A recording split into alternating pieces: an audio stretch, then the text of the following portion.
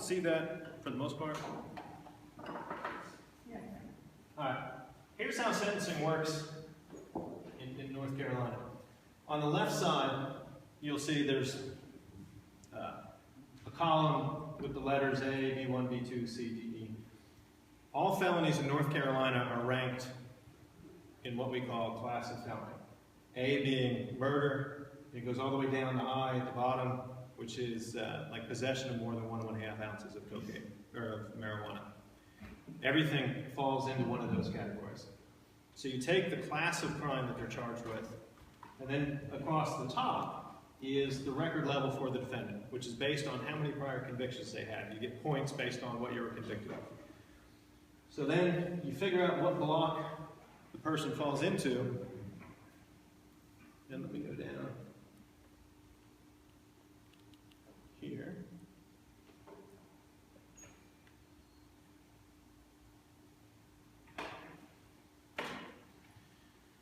Breaking and entering, class H.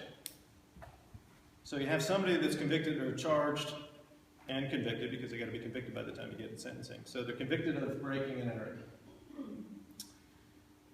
This would be, if they're level 1, have no prior points. Let's say they have 1 or 2 prior convictions. They'll end up in this column here. And you'll see that there's 3 lines to it. Top one is what we call the aggravated range. The bottom one is the mitigated range, and the one in the middle is the presumptive range. What the aggravated range is if there are aggravating factors in the case. They used a gun in the commission of the crime, they were escaped from prison at the time. Only about 5% of the cases have an aggravating factor. Bottom range is the mitigating factor. They provided assistance in the investigation, they admitted responsibility for the crime. They did something basically that they should get a little bit of credit for when it comes to time for sentencing. The middle range is the presumptive range. No aggravating factors, no mitigated factors. About 85% of all cases end up getting sentenced in the presumptive range in the middle. What these numbers, the 6 to 8, these are months, and these are the low end of the sentence. So this is the limit. The judge cannot go any lower than this, and the judge cannot go any higher than this. What this means is, if you have somebody that's convicted of breaking and entering, they have 2 prior convictions, they're level 2. They have no aggravating factors, no mitigating factors, and they're convicted.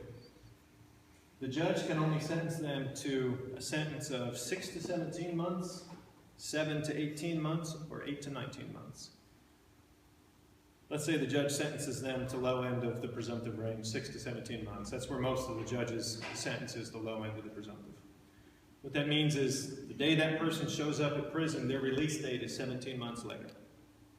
They have to, however, be given the opportunity during their time in prison to work their sentence down to the low end. For example, for every 30 days they have good behavior, they get 3 days knocked off their sentence. What I tell folks is, ignore the top number, they will get released on the low number. It can't go below that, but they're going to get released on the low end unless they really cause trouble when they get to prison. What this all means is, we try somebody for breaking and entering, they get convicted, they've got 2 prior points for other convictions. The most sentence they're going to do is 6 months. So it's a lot lower than what everybody would expect and what we would like. Yes, ma'am? What is the probation on that? Okay, here's how that works. If you notice the letters, we've got C, CI, I, IA. C means community punishment. If it's what we call a C block, they can't even get active time. It has to be a probationary sentence. So if you have somebody, for example, felony possession of marijuana, they have no prior convictions, they can't get an active prison time. They have to be put on probation. If it's a CI block, I stands for intermediate. Less of a distinction now with a couple of recent changes in the law in the last couple of years. It used to be kind of probation plus. It was probation plus house arrest, probation plus maybe a short, small percentage of active time, things like that. It's now, there's not much difference between probation and the CI block. A stands for active. If there's no A in the block, you can't give them an active sentence. So when you read where this comes into play, when you open the paper and you read that somebody was convicted of something, They broke into a house, and they received an active sentence of 6 months. That's the most we could have given them.